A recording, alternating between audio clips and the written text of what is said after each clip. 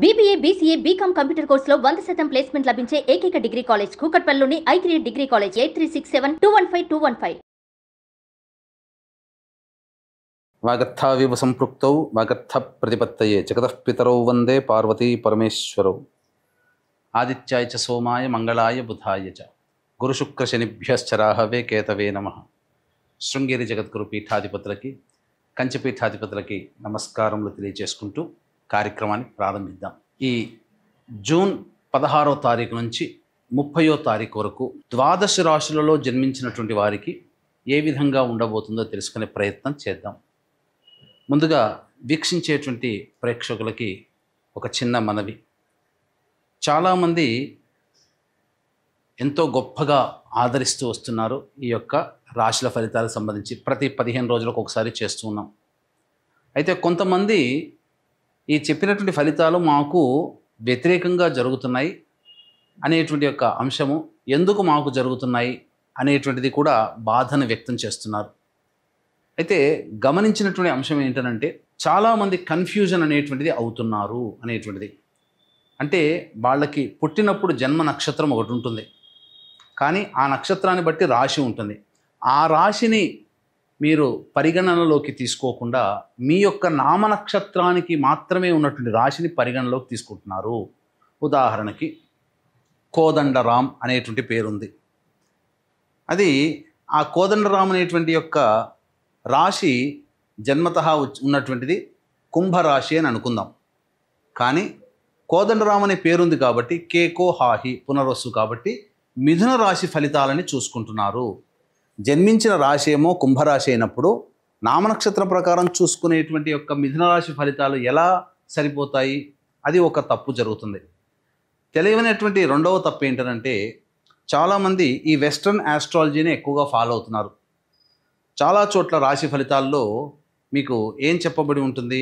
ఉదాహరణకి జూలై 24 నుంచి ఆగస్టు 23 వరకు సింహరాశి అని చెప్పబడి ఉంటుంది. అంటే ఆ మధ్యలో పుట్టినటువంటి వాళ్ళందరూ కూడా సింహరాశి చూసుకోవాలి అని చెప్పి ఆ జొడాయిక్ సైన్ ప్రకారం వాళ్ళు, అదంటే సన్ జొడాయిక్ సైన్ ప్రకారం. మనది రాశి అనేటువంటిది చంద్రుని బట్టి ఉంటుంది. అది మీరు రవిని బట్టి ఉండేటువంటి, రవి ఆ సమయంలో సింహరాశిలో ఉంటాడు కాబట్టి అది రవిని బేస్ చేసుకొని చెప్పేటువంటిది. ఇక్కడ మనం చెప్పుకునేటువంటిది చంద్రుని బేస్ చేసుకునేటువంటిది కాబట్టి మీ యొక్క జన్మ నక్షత్రం ఏదైతే ఉంటుందో ఆ రాశి చూసుకోవాలి. ఆ ఒక నెలలో పుట్టిన వాళ్ళందరూ కూడా సింహరాశి అని అంటే అది అవాస్తవం కదా. కాబట్టి తెలిసి తెలియక అదొకటి ఈ విధంగా చేస్తున్నారు. ఎవరికి తెలియని వాళ్ళకి నామనక్షత్రమే అది చూసుకోవాలి. అందులో కూడా చాలామంది ఇప్పుడు శ్రీనివాస్ అంటే కుంభరాశి చూసుకుంటున్నారు, కానీ చూసుకోవాల్సింది తులారాశి, ఇలా అన్నమాట. కాబట్టి ఈ తేడాని, ఈ మార్పుల్ని మీరు గమనించుకొని అసలు సిసలైనటువంటి మీ రాశి ఏందో దాని ప్రకారం మీ జన్మ పత్రిక ప్రకారం ఉన్నటువంటి రాశిని చూసుకుంటే అప్పుడు మీకు ఫలితాలు కరెక్ట్గా 90% వరకు మీకు మ్యాచ్ అవుతాయి. మనం చెప్పుకునేటువంటిది దినచర్యలలో భాగంగా రోజువారీ కార్యక్రమంలో ఏ రోజు ఆదాయం ఖర్చు ఎలా ఉంటుంది, ఏ రోజు మానసిక పరిస్థితి మంచిగా లేదా ఆందోళనగా ఉంటుంది అనే విషయాల్ని మనం క్లుప్తంగా తెలియచేసుకుంటున్నాం. కాబట్టి ఇవి విషయాలు పరిగణలోకి తీసుకొని మన ఈ చెప్పబడేటువంటి రాశి ఫలితాలు మీరు ఆపాదించుకున్నట్లయితే 90% వరకు మీకు అవి సరిపోతాయి దినచర్యలో రోజువారీ కార్యక్రమంలో. ఇక మనం వివరాల్లోకి వెళ్ళినట్లయితే 16వ తారీఖు నుంచి 30వ తారీఖు వరకు ఉన్నటువంటి గ్రహ సంచారం తెలుసుకుందాం. మీనరాశిలో శని సంచారం, అలాగే మేషరాశిలో శుక్రుడు మరియు రవి బుధ గురు యొక్క గ్రహ సంచారము మిథున రాశిలోకి, అలాగే 23వ తారీఖు నుంచి బుధుడు కర్కాటక రాశిలో ప్రవేశం చేస్తారు. అలాగే కుజుడు కేతు సింహరాశిలో మరియు రాహువు కుంభరాశిలో సంచారం జరుగుతుంది. దీనిని బట్టి ఈ 12 రాశుల వారికి ఏ విధంగా ఉండబోతుంది 16వ తారీఖు నుంచి మరియు 30 జూన్ వరకు అని తెలియజేసుకుందాం. ద్వాదశ రాశులలో భాగంగా రెండవదైనటువంటి వృషభ రాశిలో జన్మించినటువంటి వారికి ఏ విధంగా ఉండబోతుందో తెలుసుకునే ప్రయత్నం చేద్దాం. ప్రధానంగా ఈ వృషభ రాశిలో జన్మించినటువంటి వారికి గురువు అనుకూలంగా ఉండబోతున్నాడు. ధనపరమైనటువంటి చిక్కులు, వివాదాలు ఏమన్నా ఉంటే అవన్నీ కూడాను పరిష్కారం అవుతాయని చెప్పవచ్చు. బుధుడు కూడా 22వ తారీఖు వరకు అనుకూలంగా ఉన్నాడు. కాబట్టి ఇన్వెస్ట్మెంట్స్ పరంగా కానీ, స్పెక్యులేషన్ రంగంలో కానీ, లేదా ఎవరికైనా కానీ డబ్బులు ఇచ్చినా అవి మళ్ళీ తిరిగి వచ్చే అవకాశాలు గోచరమవుతున్నాయి. 23వ తారీఖు నుంచి మాత్రం మీ ఆలోచనలకి ఒకటవుతే జరిగేది ఇంకొక రకంగా 23వ తారీఖు నుంచి ఉండబోతున్నాయి. ఇతరుల వల్ల మీరు మోసపోయే అవకాశాలు 23వ తారీఖు రోజు నుంచి ఉన్నాయి కాబట్టి జాగ్రత్తలు పాటించండి. ధనము కానీ లేదా మాట కానీ వాగ్దానములు మీరు చేయకుండా ఉండడమే చాలా మేలనేటువంటి విషయాన్ని గమనించుకోండి. ఇక రవిగ్రహ ప్రభావం వలన చేస్తున్నటువంటి ముఖ్యంగా ఉద్యోగాల్లో, వృత్తి, వ్యాపారంలో మెలకువతో పనిచేయండి. ఎందుకంటే మీరు మోసపోయే అవకాశాలు ఎక్కువగా ఉన్నాయి. మీరు చెయ్యనటువంటి పనికి బాధ్యత వహించాల్సినటువంటి పరిస్థితి. కాబట్టి చెయ్యని తప్పుకి మీరు సమాధానం చెప్పాల్సినటువంటి పరిస్థితి ఈ వృషభ రాశిలో జన్మించినటువంటి వారికి ఉద్యోగరీత్యా, వ్యాపార రీత్యా, వృత్తిరీత్యా గోచరమవుతున్నాయి కాబట్టి జాగ్రత్తలు పాటించండి. నిరుద్యోగస్తులు మంచి సమయం కోసం వేచి చూడడమే చెప్పవచ్చు. ఎందుకంటే ఎంత ప్రయత్నం చేసినా చాలా మటుకు కష్టాలే ఉద్యోగ ప్రయత్నాల్లో నిరుద్యోగస్తులకి ఉన్నాయని చెప్పవచ్చు. ఇక కుజ కేతుగ్రహ సంచార ప్రభావము, ఇది కాస్త ఆలోచించాల్సినటువంటి విషయం. తల్లిగారి ఆరోగ్యం పట్ల శ్రద్ధ వహించాలి. అలాగే వాహనాన్ని నడిపేటప్పుడు జాగ్రత్తలు పాటించండి. ఏ పని యందు కూడాను సంతోషము ఆవిరైపోతుంది. విజయం దక్కినంత సమయము మీకు చాలా తక్కువగా ఉంటుంది. కష్టమే ఎక్కువగా ఉన్నట్టుగా భావించాలి. ఇక రాహు యొక్క సంచార ప్రభావం వెరసి మీకు ఆనందదాయకంగా ఉంటుంది. చాలా కసితో మీరు ప్రయత్నాలు చేస్తారు. తద్వారా విజయాలు మీ సొంతం చేసుకుంటారని చెప్పవచ్చు. శుక్రగ్రహ సంచార ప్రభావం కూడా అనుకూలంగా ఉండడము, ఇతరుల మీద మీరు పైచేయి సాధించడం, ముఖ్యంగా స్త్రీ సాంగత్యము, స్త్రీల యొక్క ప్రేమ ఆదరాభిమానాలను పొందడము అనేటువంటివి వృషభ రాశిలో జన్మించినటువంటి వారు పొందుతారని చెప్పవచ్చు. శని సంపూర్ణంగా అనుకూలంగా ఉన్నటువంటి కారణం చేత సర్వకార్య సిద్ధిని కలగచేస్తున్నాడు. ఓవరాల్గా చూసుకున్నట్లయితే మీకు మిశ్రమ ఫలితం కంటే కూడా ఎక్కువగానే శుభ ఫలితాలు గోచరమవుతున్నాయి.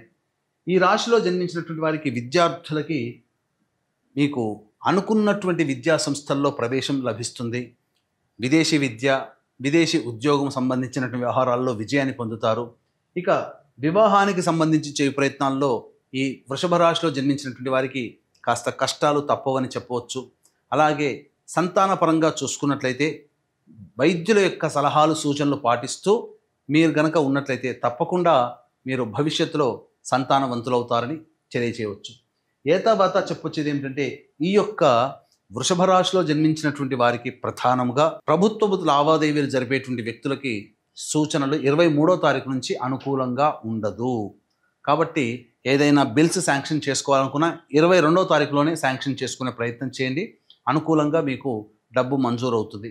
అయితే ఇక్కడ ఓవరాల్గా చూసుకున్నట్లయితే ప్రధానంగా దైవబలం ఉన్నప్పటికీ మానవ సంకల్పం అనేటువంటిది గట్టిగా ఉంటేనే ఈ యొక్క వృషభ రాశిలో జన్మించినటువంటి వారికి అనుకూలమైనటువంటి స్థితిగతులు మీకు ఈ 16వ తారీఖు నుంచి 30వ తారీఖు జూన్ వరకు కలుగుతాయని చెప్పవచ్చు. కాబట్టి ఏతావాత చెప్పొచ్చేది ఏంటంటే మిశ్రమమైనటువంటి ఫలితాలు ఈ యొక్క వృషభ రాశిలో జన్మించినటువంటి వారికి ఉండబోతున్నాయి. ఈ యొక్క వృషభ రాశిలో జన్మించినటువంటి మహిళలకి ప్రధానంగా కుటుంబంలో బాధ్యతలు ఎక్కువగా ఉంటాయి. మిమ్మల్ని అవసరానికి ఉపయోగించుకొని తర్వాత పక్కకు పెట్టే వాళ్ళే మీకు ఎక్కువగా గోచరం అవుతారు. కాబట్టి మీతో ఎవరు పని చేయించుకుంటున్నారు, మీ వల్ల ఎవరికి లాభం ఉంది అనేటువంటి విషయంలో మీరు ఒకంత జాగ్రత్తలు పాటించండి. మీ మాటకి విలువ ఉంటుంది, కుటుంబ సభ్యులు ఆదరాభిమానాలను పొందుతారు, అన్ని విధాలుగా బాగుంటుంది. కానీ మిమ్మల్ని అవసరానికి వాడుకునే వాళ్ళే ఎక్కువగా ఈ వృషభ రాశిలో జన్మించినటువంటి మహిళలకి గోచరం అవుతారు. కాబట్టి జాగ్రత్తలు పాటించండి. ఇక 16వ తారీఖు నుంచి 30వ తారీఖు వరకు రోజువారీ జీవితంలో ఈ వృషభ రాశిలో జన్మించినటువంటి వారికి ఏ విధంగా ఉండబోతుందో తెలుసుకునే ప్రయత్నం చేద్దాం. వీక్షించేటువంటి ప్రేక్షకులకి గమనిక, ఈ నెల 21వ తారీఖు రోజున ఏకాదశి, అశ్విని నక్షత్రము, పుణ్యతిథి. ఈ రోజున జాతకరీత్యా కలుగు విద్య, వివాహ, ఉద్యోగ, దాంపత్య, అనారోగ్య సమస్యల నివారణకి మరియు మేష, మిథున, కర్కాటక, సింహ, కన్య, వృశ్చిక, ధనస్సు, కుంభ, మీన రాశుల్లో జన్మించినటువంటి వారికి శనిదోష పరిహారార్థమై శనీశ్వర హోమము, సర్వదోష నివారణ పూజలు, హోమాలు అనేటువంటివి జరిపించి శక్తిపాతము చేయబడినటువంటి శంకరుంగలి మాలని మీకు అందివ్వడం జరుగుతుంది. అవకాశం ఉన్నవాళ్ళు కార్యక్రమ తదనంతరం కాంటాక్ట్ చేసి పూర్తి వివరాలు తెలుసుకోవచ్చు. ఇక గమనించుకున్నట్లయితే ఈ యొక్క 16వ తారీఖు రోజున ప్రధానంగా సంతానం మూలకంగా సమస్యలు, ఖర్చులు అధికంగా ఉంటాయి. విభేదాలు కూడా పెరుగుతాయని చెప్పవచ్చు. ఇక 17, 18, 19, 20వ తారీఖులో గనక చూసుకున్నట్లయితే అన్ని వృత్తి, ఉద్యోగ, వ్యాపారాల్లో ఉన్నటువంటి వారికి అన్ని విధాలుగా అనుకూలంగా ఉండబోతుంది. ధనపరమైనటువంటి సమస్యలు తీర్చుకుంటారు.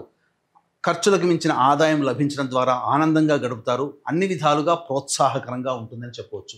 ఇక 21, 22వ తారీఖుల్లో స్త్రీలతో వాగ్వివాదాలు పెరిగే అవకాశం ఉంటుంది. డబ్బులు నష్టపోతారు. మానసికమైనటువంటి ప్రశాంతత లోపిస్తుంది.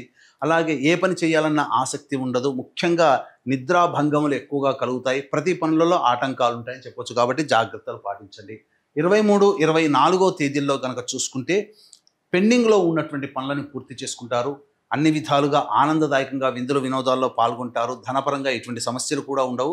అన్ని విధాలుగా అనుకూలంగా ఉంటుంది. ఒక బాధ్యతను కంప్లీట్ చేసుకున్నామనే సంతృప్తితో ఉంటారని చెప్పవచ్చు. 25, 26వ తారీఖులో చేస్తున్నటువంటి వృత్తి, ఉద్యోగ, వ్యాపారాల్లో ధనపరమైనటువంటి నష్టము, ఇతరులతో వాగ్వివాదాలు పెరుగుతాయి. కుటుంబ సభ్యులతో జాగ్రత్తలు పాటించండి. మనస్సు వికలంగా ఉంటుంది అని చెప్పవచ్చు. ఇక 27, 28, 29వ తారీఖులో కనుక చూసుకుంటే సోదర సోదరీమణులు, మిత్రుల యొక్క సహాయ సహకారాలతో మీ పనులన్నీ పూర్తి చేసుకుంటారు. ముఖ్యంగా రాని బాకీలు వసూలవుతాయి. ఖర్చులకు మించిన ఆదాయం కూడా లభిస్తుంది. అన్ని విధాలుగా ఆనందదాయకంగా ఉంటుంది. సంతోషంగా ఉంటారు. ముఖ్యంగా ధనపరమైన సమస్యలు తీర్చుకుంటారు. 30వ తారీఖు రోజున వాహనాన్ని నడిపేటప్పుడు జాగ్రత్తలు పాటించాలి. అలాగే భాగస్వాములతో విభేదాలు వచ్చే అవకాశం ఉంటుంది. సంతోషంగా గడపనటువంటి పరిస్థితి, ఖర్చులు కూడా అధికంగా ఉంటాయని చెప్పవచ్చు. తర్వాత చెప్పొచ్చేది ఏమిటంటే ఈ యొక్క వృషభ రాశిలో జన్మించినటువంటి వారికి సమస్యల పరిష్కారం కోసం ప్రతిరోజు గణేష కవచ పారాయణము మరియు కాలసర్పం సంబంధించినటువంటి అనగా ఈ కాలభైరవాష్టక పారాయణం అనేటువంటిది రోజుకి 3 సార్లు చేసుకోవాలి. ఇప్పుడు చెప్పినటువంటి సమస్యల కంటే ఇంకా ఎక్కువగా సమస్యలు మిమ్మల్ని బాధిస్తున్నట్లయితే దగ్గరలోని మంచి ఉపాసనా పరులైనటువంటి జ్యోతిష్యులని సంప్రదించి వారి సలహాలు, సూచనలు కనుక పాటించినట్లయితే మరింత మెరుగైనటువంటి జీవితాన్ని పొందుతారని తెలియజేస్తూ సర్వం శ్రీ ఉమామహేశ్వర పరబ్రహ్మార్పణమస్తు.